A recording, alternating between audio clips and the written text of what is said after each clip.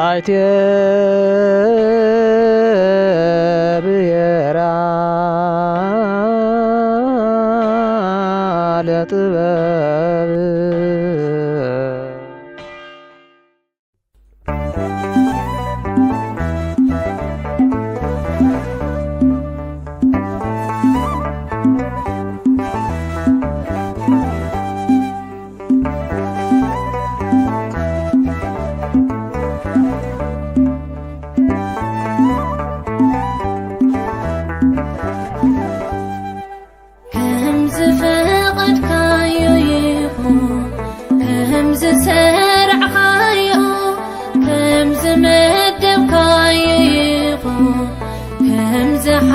سبكايو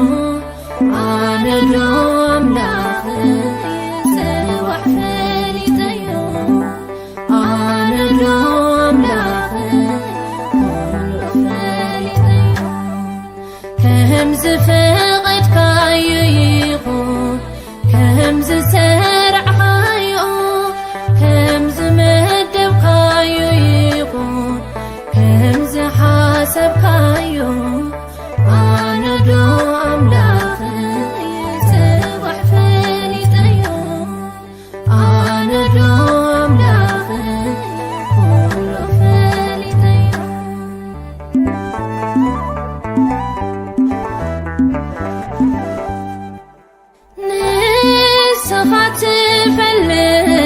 صباح أملاخ نابا خزمتو زلن جنكت بعل خاحل كون من بابرو هم تتبلو بلو قويتا يخون اللي امنتي يا بخايلو فقد كاكم تتبلو يخون امنتي يا بخايلو فقد كاكم تتبلو يخون كهمز فقد كايو يخون كهمز سرع كايو كهمز مدب كايو يخون كهمز حاسب كايو أنا دو أملاخي سبح فريتيو أنا دو أملاخي كل فريتيو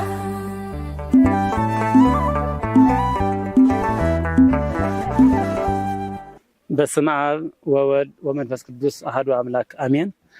كوراتن كورانن أوزل لكم ولدي أبناء طبيب رحميديا زلو أفلق هوتنا تمهارو أباكسوم بريباراتوري زركب بوتا زلو هسانات عندنا تقوى أي خميتر إيوال لكم أخوزيقون ستوكلكم ساعات لكم كبديتاتن كوبوتاتن لكم ما إذا هسانات قولوا خمي يخدر له تكاتات لهم لكم كاو انتاي زبل أرأس نيكم حسابات زلكم نجر كنواعي تلو خنزارة ولو مفتي هذا ما نفتح حواتنا نفتح كل جزء حجزنا من فسويان حواتنا زلو نايت يراه ميديا تخاطت تزل حواتنا نيت يراه ميديا ونتنيا سبيو زين جنزب زين سيصحلنا أيو انداولو زل أخذ حواتنا نعاتون ماني زلنا حساب نهب زبل حساب يزلنا مو كلها ناس كنافتي ولد خبر مو شعو زلنا حساب كنقصن مالتي ما يقملنا مالت نحنا تفانقل تربراتر زلنا تفانقل دقنا تاب كندي فقدي لما زخدنا روز تاكيبو ماكم لعل 3 عامات زاكل انا قداس يزبصحني اونا لعل 400 يكون تمهرني اونا ياتو يوصو ندياونا 600 يكون نرم حزون مست تمرتي فلق هو ناي اسكولا تمرتي مسنا تحاوسه حزقن زركو لعل 400 يكون اونا حزد ما تخيندا تقديديو خيندا تقديد مدقسون اسكجا منم يلن تري ولكم تجزا كله لا خيندا انت حدا عمت تاع 6 ورح تقلقل يكونن حيت زلوا كن حصر يكون كل فرس رسيلو ابصقمينا نركب حزد ما صباح حدا كون نخد ندحر صباح نداولنا تجزينا ونينوح سلازلو كتحجزنا اي زلكم مالت زنقل عزيام عدم زاتو تتوتينهم كل تخسير زن تخسير هي قري حزون كلكم أنتم لجست أكلات حواتنا نزقم زيو ترديهم دقاف تقورنا كدانون يولمون كله بزقم يوم زني أمون نزقم ترديهم مفتاح تقورنا إن الله وزلنا مالت تدخم لكم بزح مالت تقيمكم توخم زلكم يردنا لكن تصورنا تجزينا وانت حصره تنقل عزيم ما خوينا ميم صلاهم سلام انتنا سلاكم احنا منهم ولدي نوعلنا او كدار قندا خندا انا نحضر زلنا خين دقفهم معنا ونترينا لهم معنا صمنا ندحدرنا ابصقم سلا زلنا غنزم قلعك تحجزنا انا نلاو كبرت هابلي بسم الله وولد ومنفس قدوس احدو املاك ያው ኩራት ወለድን ያው ተማሃረን ኣብዚ ናይ ፕሮተሪ ናይ ሃይ ስኩል እትርከው ኩሉ ግዜ ያው መተሓባበርትና ብደገን ብውሽጥን ዘለው ክብረት ይሃበልና ንራብዓይ ዓመት ዝኣክል ኣብዚ ወታዚ ሳላ ገበርቲ ሰናይ ፈተውቲ ጽጉማት ወገናት ናይ ዘውዘኒሄ ሽግርን ጽጉምን ህዝቢ ዝኾንኩም ኣብ ደገ ኣብ ውሽጥን ዘለኹም እንዳተሓባበርኩም ክዳን ከይናዓርቕ ያው ተማሃረና ክዳን ከይስእኑ ብክዳን መንጸፍ ቸንዳ መጽለሊ መዕቀሊ ፀሓይ ማይ ከይኸውን ያው ብኡልክዕ ቀለብ ከይሳእንጉን ቀለብ ሸጊርካ ፈቆዱ ገጠር ፈቆዱ ላዕላይ ታሕታይ እናበልካ ቁፃር እንዳሰብ ንኸይድ ኣውዚ ተኣኪብና ጥራሕ ሽግር ናይ ስጋና ምግቢ ጥራሕ ዘይኮነስ ናይ ቃል እግዚአብሔር ጉን ሽግር ከይንረክብ ብኩሉ ብስጋና ይኹን ብነፍስና ይኹን ተማሄርና ንእግዚአብሔር ብጸሎት እንዳለመና ክነግልግል ትምህርቲ ፍልጠት ዝሃብኩምና ገበርቲ ሰላም ገበርቲ ሰናይ ብደገን ብውሽጥን ዘለኹም ደጊመ ክብረት ይሃበልና ናይካትኩም ዕድመን ወሓልና እንጀራኹም የስፋሓልና ሓሳብኩም የስምረልና ዝረገጽኩም ምለም ዝተናገርኩም መቀለም ገይሩ እግዚአብሔር ይሓልወልና ያቅበልና ዝብል ያው ምቅጻል መቸም ትደኽሙ ኣለኹም ትድኻምኩም በኮንተይ ወደቀን ዞም ቆልዑ እዚኦም ኣብ ኣኽሱም ኮይኖም ኣብዚ ናይ ታሪክ ምቕሳም በዞም መምሃራን በዞም በኣኻትኩም እንዳተተሓባበሩ ኣብቲ ትምህርቲ መኣዲ ትምህርቲ እዮም ዘኒው ሕይጉን ብግልፂ ብዙሓት ፈላጣት ካብዞም ንሪኦም ዘለና ተምሃሮ ብውዝሕ ኒህው ያው ብሉፃት ጉን ኣብቲ ውሽጢ ብዙሓት ጉን ብሉፃት ተምሃሮ ንቑሓት ኒህው ሳላኻትኩም ሳላ መድሃኒ ዓለም እዚ መኣዲ ፍልጠት እዚ ኣውዚ ዘርጊሕኩምሎም ነዚ ክረኽቡ ክኢሎም ዘለው ክብረት ይሃበልና ኣምላኽ ብውላድኩም ብዚ ሓሰብኩሞ ብእግዚአብሔር እትፍደዩ ዓስኹም ይበለልና ሕጂ ጉን ያው እቲ ዝገበርኩሞ ጽቡቕ ስነ ምግባር ኣብ ዝሓለፈ ዓመታት ብዓበይቲ በዓላት ብሕሩድ ይኹን ብእኽሎማይ ብስዋ ብንጀራ ብዝተፈላለዩ ዓበይቲ ዓዲ እናተፀውዑ ምስ ተምሃሮ ኣብዚ ፍሰስ ተፋሰስ ኮይኑ ብጮማን ብፅራይ እንዳወዓለ እንዳተበልዐን ፀኒሑ እዩ ያው ሳላመን ሳላኻትኩም እግዚአብሔር ንዓኻትኩም ደው የብለልና ዕድመ ይሃበልና እያ ዝብል ሕጂ ግን ያው ትመከራና እንዳተጋደደ ስለዝኸድ ዘሎ ብዝበለፀ እቲ ግልጋሎት መቸም ትማል በልዕኻ ሎሚ ኣኽለካ ስለዘይበሃል እንተይበላዕኻ ስለዘይኽየድ እቲ መዕቀሊ ዝነበረ ቸንዳ ብቐዳምነት ያው መዓልቲ ምስ ወዝሖ ተቆዲዱ መዕቀሊ ማይ ከእቱ ኢሉ ፀሓይ ከእቱ ኢሉ እትዩ ግን እኒሄ ማለት እዩ ከም ትሪኦ ዘለና እቲ ቀለብ ግን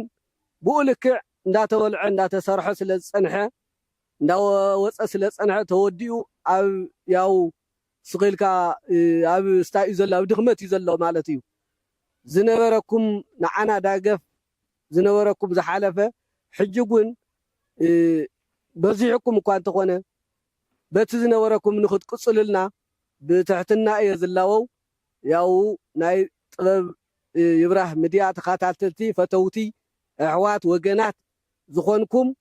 ነቲ ስራሕ እዚ እንዳተመልከትኩም በቲ ዝነበረኩም ያው ኣቅርቦት ለጋስነት ተለዋሃብነት ብኡ ክትቅፅልሉ ክሳዕ መጨረሻ ንሕና ዞም ቆልዑ እዚኦም በቂዖም ፍረ ናብ ቅዳሴ ውዳሴ በፂሖም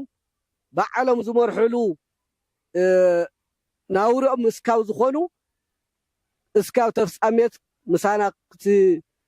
ገብሩልና ደገፍን ሓገዝን ብትሕትና ዘቕርብ ሞ የኽብረልና ኣብዚ ውሽጢ ዓዲ ኮይኖም ከም ቀሺ ወለ ገብርኤል መምህር ወለ ገብርኤል ዝበለጸ ብዙሓት ካህናት ብዙሓት ኣለዉ ንኸብዶም ዝገብሩ እሶም ግን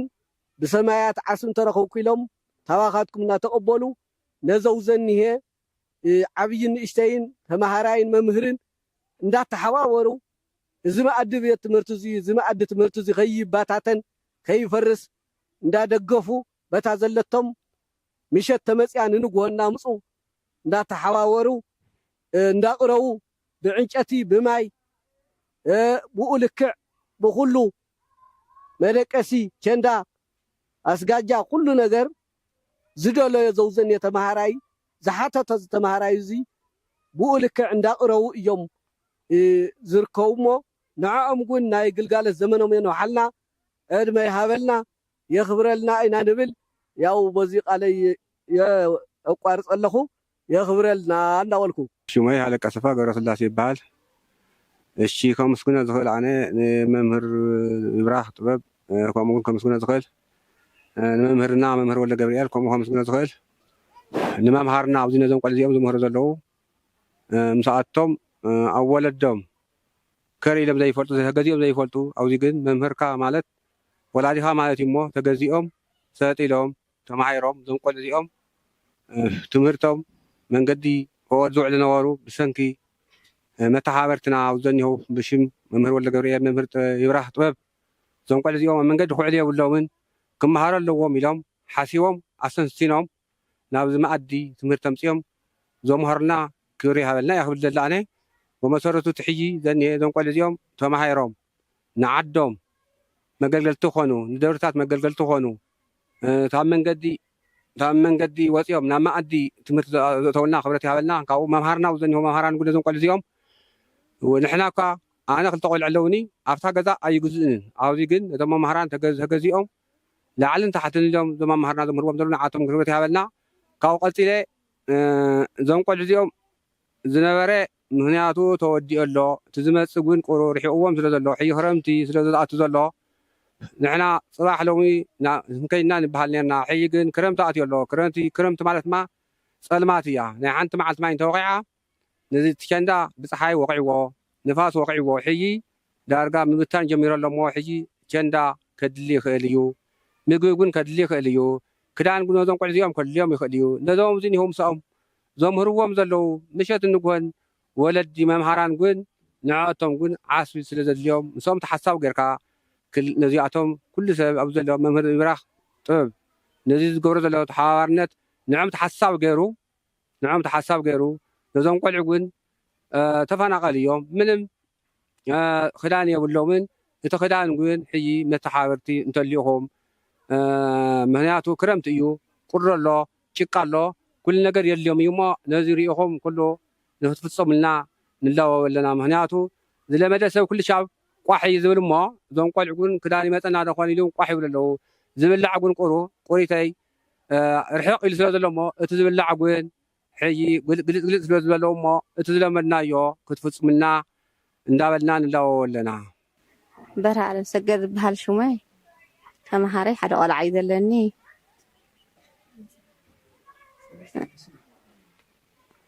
ሕዚ ግን 4 ዓመት ኣውፅዩ ኣሕዋትና ኣብ ደገ ኣብ ውሽጢ ዘለው ንዓና ከይፆሙ ደቆም ከይዓርቁ ከይኸፍኦም ከይቕሙሉ ኢሎም ዝሰድልና ነበሩ ቀለብ እንደገና ትምህርቲ ምስኦቶም ከይድንቁሩ ኢሎም ዝልእኹልና ነበሩ ኣሕዋትና ብጣዕሚ ኢና ነመስግን ተስፋ ቆሪፅና ኢና ነርና ድሓኒና ክሳብ ሕጂ ፅኒሖምና 50 ዓመትና ሚስና ንኸርም ኣለና ሕዚ ድማ ትኸንዳ ግን ተቐዲዱ ፀሓይ ወዲእዎ ንፋስ ኣልዒልዎ ጭቃ ኮይኑ ቁሪ ኮይኑ ኣብዮም ክኸርሙ ትምህርቶም ክውተኑ ድዮም ኢልና ንሓስብ ዝረዝረ ግን ዋይ ዞም ዘልመዱልና ኣሕዋትና ይሁና ደኾን መቸም ናብ ዓዲ ተዘይተመሊሱ ሰብ ናለመነ ዝቕመጥ ኩሉ ግዜ ይሁና ደሆን ቀለዎም ንእሽተይ ክዳኖም ንእሽተይ ጽላሎም መንጸፎም ኢልና ብጣዕሚ ንልምን ንላዎ ኣለና ተስፋ ንገብር ኣለና እንታወቶም ኣይጨኩንልና ናልቢዶምና እዮም ኢልና ንላዎ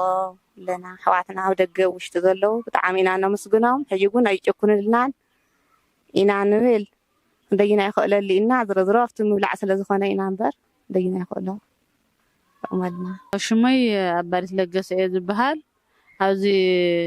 ፕሪፓራቶር ኣይዲፒ ሓደ ቆልዓ ተምሃራይ ኣለኒ ያው ተኣዩትን ካብቶም ዝሓለፉ ዝነበሩ ኩነታት ተፍቲ ዓድና ዘጋጠመ ኩነታት ዝፍለጥ እዩ ስለዚ ነቲ ዘጋጠመና ፀገም ንምፍታሕ ደቅና ፈቅዶ ፅርግያ ፈቅዶ ልመና ፈቅዶ ካልኦት ምንቅስቃሳት እዮም ዝውዕሉ ነይሮም ኣብ ርእሱ እዚ ኮይኑ እቲ ናይ ትምህርቲ ጉዳይ ክህሉ ከለውን ኣብቲ ዓለማዊ ትምህርትና ወዓሉ ጉዳይ ሃይማኖቶም ጉዳይ መንነቶም ዘይፈልጡሉ ደረጃ በፂሕና ፋሕፋሒልና ተባታቲና ኢና ነርና ጥበብ ይብራህ ግን እዚ ካፍቲ ሕብረተሰብና ክፍለየ ኣለዎ ዝብል ፕሮግራም ብምሕንፃፅ ክሳብ ሕጂ ደቅና ካብቲ ዝነበሮም ዝውዕልሉ ባይታ ካብቲ ዓለም ዝኒአቶ ተማናጨት ተጠፋፋእ ዝኾነ ሕማቕ ስራሕቲ ኣቋሪፆም ኣብዚ መኣዲ ትምህርቲ ብሃይማኖት ፈጣሪኦም ክፈልጡ ኣማላጅኦም ሓጋዚኦም ክፈልጡ ናብዚ ቤት ትምህርቲ እዚ ናብዚ ፕሪፓራቶር እዚ ሰብሲቡ ካብ ባዕሉ ይኹን ካብ ደገፍቲ ይኹን ካብ ካልኦት መቸም ተቐባሊ ዝመፀሉ እዩ ዝፈልጥ ካብ ዝመፀ ይምፃእ ደቅና ግን ብናሃትኩም ሓይሊ ብናሃትኩም ፃዕሪ ብናሃትኩም ለጋሲ ኢድ ብደጋፊ ፈጣሪና ኢየሱስ ክርስቶስ ኮይኑ እቶም ደቅና ካብ ቀለም ዘይምፍላጥ ወይ ከዓ ካብቲ ዓለማዊ ባርዕ ለጊሶም ኣብ ሃይማኖቶም ፈጣሪኦም ክፈልጡ ኣማላጅኦም ክፈልጡ መምሃራኖም ክፈልጡ ስርዓት ሃይማኖቶም ኣሲሮም ክኸዱ ክሳብ ሕጂ እናተሓገዝና ፀኒሕና ኢና ካብ 3 ዓመት 4 ዓመት ምንም ዘይፈልጡ ቆልዑ ካብ ህሁ ጀሚሩ ካብ ፊደል ጀሚሩ ብዙሕ ዋላ ኣብቲ ሃይማኖት ኣፍልጦ ሃሊእና ኣብዚ ደረጃ እዚ በፂሖም ኣይንበል ክሳብ ሰዓታት ክሳብ ስርዓተ ቅዳሴ ክሳብ ዝተፈላለዩ ናይ ሃይማኖትና ተግባራት እናፈፀሙ ደቅና እንዳተምሃሩ ዘይነዓቕ ኣስተዋፅኦ ገይርኩምልና ኢኹም ንቅድሚ ሕጂ ዝተገበረልና ብሽም ፈጣሪ ብጣዕሚ እንዳመስገንና ምክንያቱ ንሕና መስጊድና እውን ንሕና ኢልና እውን ዘይኮነ ባዕሉ እቲ ፊደል ከይፈለጠ ኣብ ምስራቅ ኣብ ምሕሳው ኣብ ምዝራፍ ተሳቲፉ ክውዕል ዝነበረ ኣድሒንኩም ፈጣሪ ከመስግን ሽሙ እመቤታችን ክፅውዕ ሽም ፃድቃናት ክፅውዕ ዝገበርኩሞ ክሳብ ሕጂ ምክንያቱ ህፃን ባዕሉ ነተን ውዳሴ ማርያም ክደግመን ዘሎ ተለፍታ ውዳሴ ማርያም ዘለዋ ቃላት ንዘምሃሮም መጻብዕቲ እየን ከምስግና ንዘምሃሮም ጌታ እየን ከምስግና ስለዚ ንሕና የቀኒልና ብምባል ዝሮ ክበሃል ስለ ዝግብኦ እምበር ጌታ ባዕሉ ብመላእክቶ ቢሉ ኢድኩም እናረአዮ እናፀሓፎ እናወደሶ እናመስገነ እዩ ግን ከም ሰባት ድማ ስለ ውለታ ዝተወዓለልና የቀኒልና ክንብል ስለ ዝግብአና የቀኒልና ኢና ናይ ዝሓለፈ ንኩልኩም ሓገዝቲ ኣካላት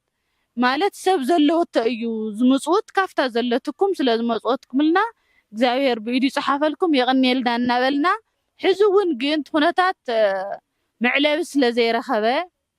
ኣብዛ ኣይዲፒ ኢና ዝኒአና ስለዚ ሕዚ እውን ደቅና ካብቲ ዝኒህዎ እውን ክውስኹ ዘይመፁ ህፃውንቲ ተሊኦም እውን ክመፁ እቶም ዝመፁ እውን መዕለቢ ዝበፅሕዎ ምክንያቱ ቃል እግዚአብሔር ተማሂሩ ስለ ዘይውዳእ ኩሉ ግዜ ምስገናን ውዳሴን ስለ ዝኾነ ክቅፅል ተደኣ ኮይኑ ሕዚ እውን ትክረምቲ እናርከበና ንሕና ሓይሊ ኮይኑ ዕርፈሉ እቲ ኩነታትና ዝፍለጥ ኮይኑ ኣብዚ መሸማዕ ሃሊኦም ትዳስ ፈሪሱ ትመሸማዕ እውን ናብ ከባቢ 4 ዓመት ገይሩ ከምዚ ንሪኦ ዘለና ቅድሚተይ ዘሎ ባህር ዛፋት ተሰባቢሩ እቲ መሸማዕ እውን ብላዕሊ ተቀናጢጡ እኒአ ስለዚ ኣብዚኣ ክኸርሙ እንተኮይኖም ቶም ህፃውንቲ ድማ ቀልዎም ናብቲ ትምህርቲ ስለ ዘይገብሩ ክንስበር ዶ ክወቅዐና ዶ ማይ መፀ ኢሎም ከይበታተኑና ምእንቲ እዚ እንዳተቀበሉ እናሃለዉ እውን ከብዲ ከይበልዐት ስለ ዘይተሓድር ተፈጥራዊ ባህሪና ስለ ዝኾነ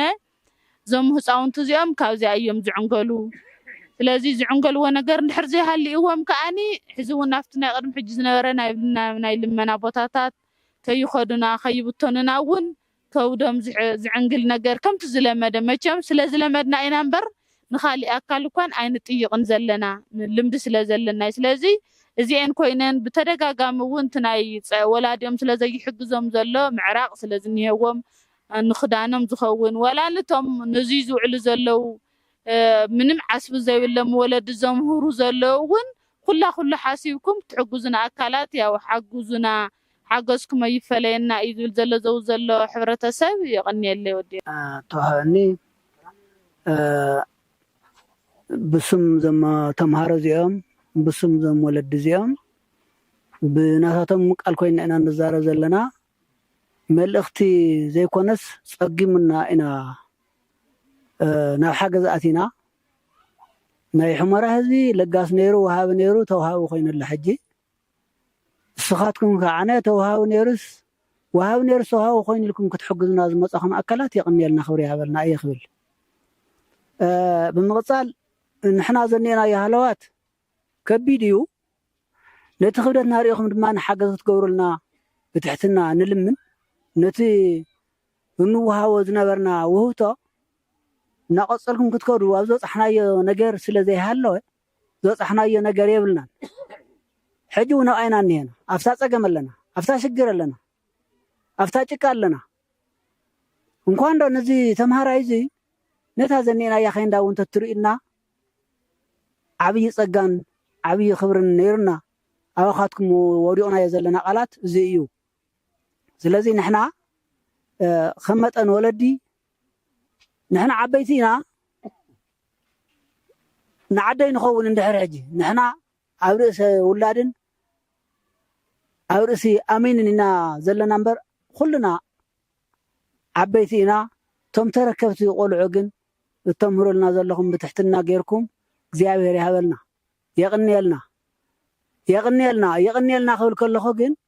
ሕጂ እውን ታቱ ልግስዋ ነበርኩም ለግሱልና ካሊእ እንብላ ነገር የላን ሕጂ ንሕና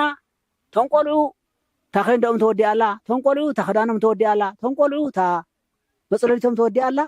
ስለዚ ነዚኣ ሓግዙና ተቐለዎም እውን ምስኣ ስለ ትኸድ ዘላ ሓግዙና ኣብቲ ዝበፅሕኩሞ ደረጃ ብፅሑልና ኣብቲ ዝበፅሕ ደረጃ ብፅሑልና ንሕና ካብዛ ቦታ እዚኣ እንተዘይለቀና ካብ ኢድኩም ስለ ዘይንለቅቕ ሓግዙና ኢና ክንብል እንደሊ ስለዚ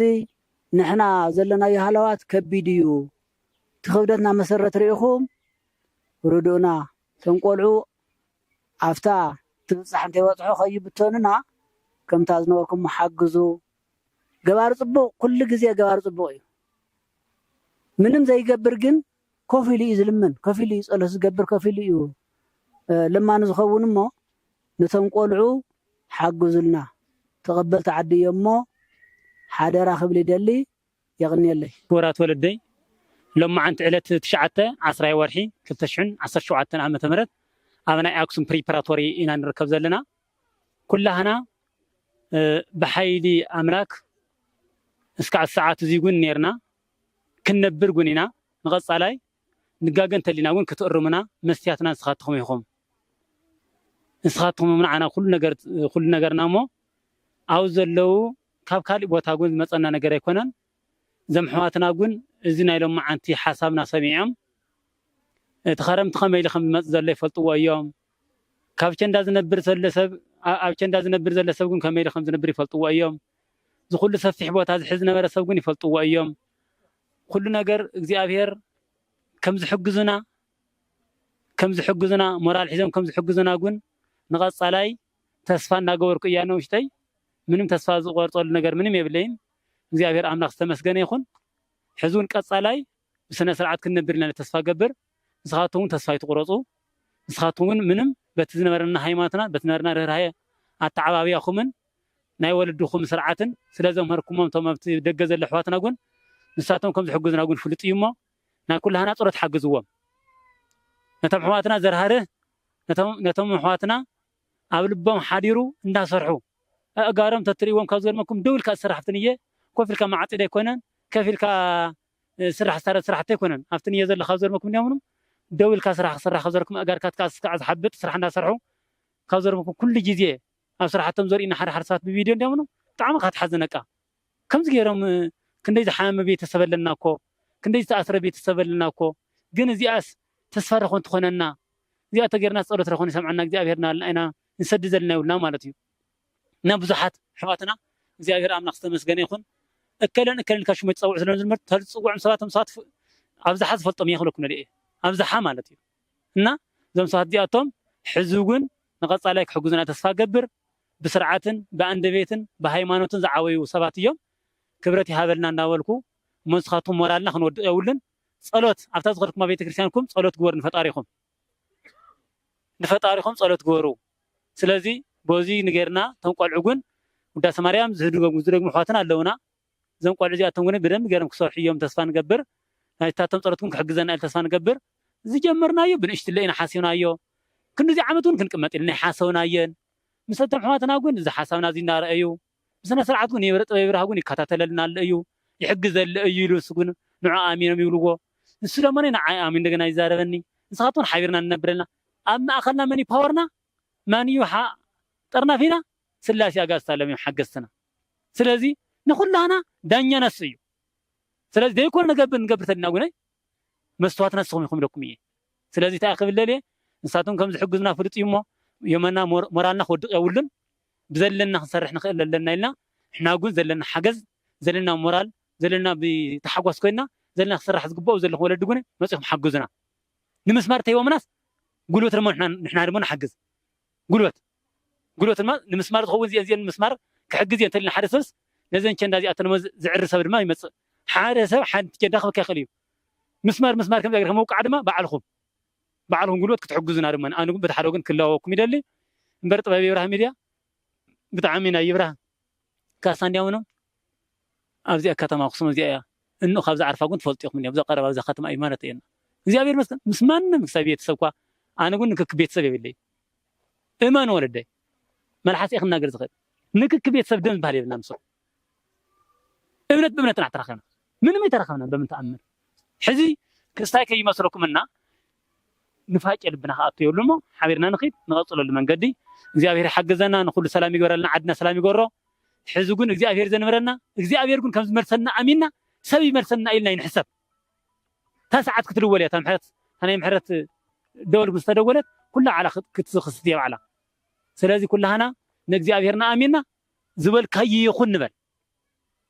زبل كاي فقد كاسكي يخون فطارينا تمسكن كاسكي تانا يمحرت دول كانت تدول لنا صلت نقبر نوعو امبرز ناي سبع عقم واقع يقول سبع عقم يقول سب دخمي سلازي حدا رخب الدلي نتمهرنا نبلنا تنقل ترعن كيدنا تم حجزنا كم حجزنا تسفى قبر يغني اللي يخبر اللي ناي طبيب رحمة ديار ماني خمس جوركم أبي اللو لكم ما تأخذنا رماني تعامل أنا مسجن قص إلى زل سرحة تكون كل نجار زي أبي السلام قبر لنا منه كبرت هذا لنا عقدهم مسيخهم زر أخونا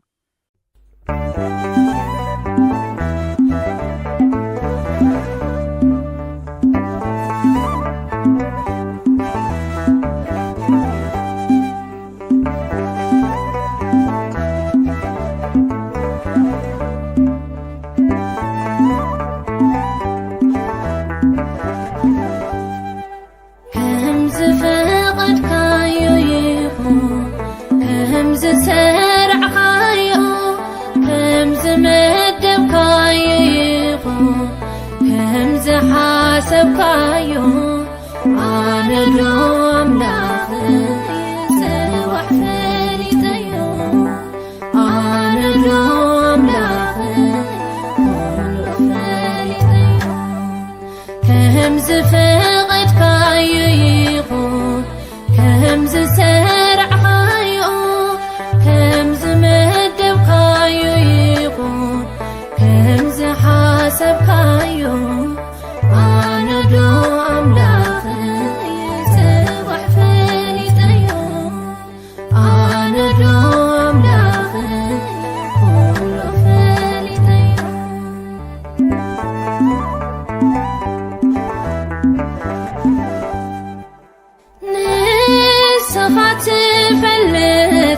صباح ملخه نابا خزمتو زلن جنكته باع لخاحل كون منه